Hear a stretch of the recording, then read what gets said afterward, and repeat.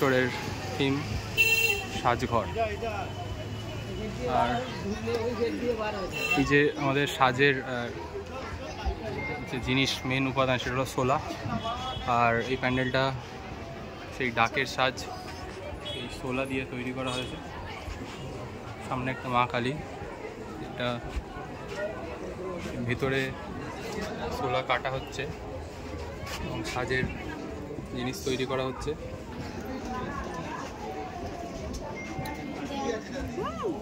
আরে চলুন সামনের দিকে, চলুন না, সামনের দিকে ফাঁকা আছে, চলুন না। সেই ডাকের সাজের উপাদান সেগুলো দিয়ে প্যান্ডেলটা সাজানো হয়েছে। আর সামনে আমাদের দেবী মা ডাকের সাজে সুশোভিত।